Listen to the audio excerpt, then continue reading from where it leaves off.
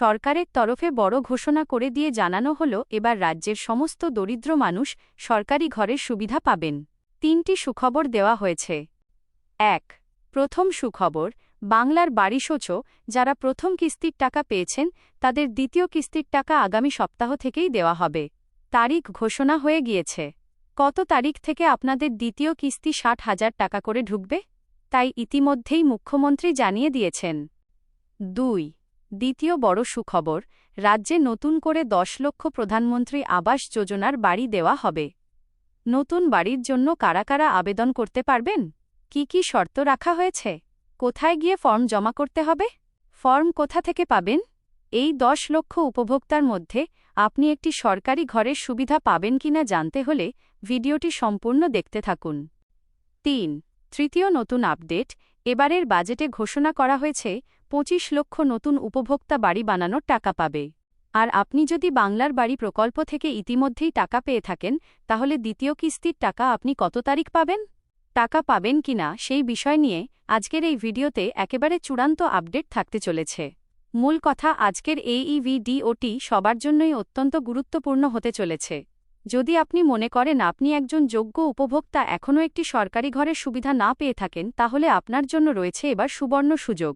আপনিও পেতে পারেন একটি প্রধানমন্ত্রী আবাস যোজনা প্রকল্পের সরকারি ঘরের সুবিধা। তো চলুন দেখে নেওয়া যাক আবাস যোজনা প্রকল্প এবং বাংলার বাড়ি প্রকল্পের টাকা দেওয়ার বিষয়ে কি কি নতুন ঘোষণা করা হয়েছে, মুখ্যমন্ত্রী কি জানাচ্ছে, সমস্তটাই আজকের এই ভিডিও থেকেই জেনে নিন। ভিডিওটি শুরু করার পূর্বে একটি ছোট্ট রিকোয়েস্ট, ভিডিওটিতে একটি লাইক করে দিন। চ্যানেলে নতুন হলে চ্যানেলটি সাবস্ক্রাইব করে নিন। পাশে থাকা বেল আইকনটি প্রেস করে অল নোটিফিকেশনটি অন করে দিন। যদি ফেসবুক থেকে দেখে থাকেন অবশ্যই পেজটি ফলো করতে ভুলবেন না। কেন্দ্র রাজ্য বৈঠক ও ফান্ড রিলিজ। দেখুন, এই সংক্রান্ত আপডেটে বলা হয়েছে আশ্বাস মিলেছে সোমবারই দিল্লিতে কেন্দ্রীয় গ্রাম উন্নয়ন মন্ত্রী শিবরাজ সিং চৌহানের সঙ্গে মুখ্যমন্ত্রী শুভেন্দু অধিকারীর বৈঠকে। তারপর 24 ঘণ্টা কাটতে না কাটতেই বাংলার জন্য দরাজস্থ হল মোদী সরকার। দীর্ঘদিনের খরা কাটিয়ে মঙ্গলবার অবশেষে গ্রাম উন্নয়নের বিভিন্ন প্রকল্প খাতে 1,01,700 কোটি টাকা ছেড়েছে মোদী সরকার। সেই সঙ্গে প্রধানমন্ত্রী আবাস যোজনার অধীনে 10 লক্ষ বাড়ি তৈরির অনুমোদনও পশ্চিমবঙ্গকে দেওয়া হচ্ছে।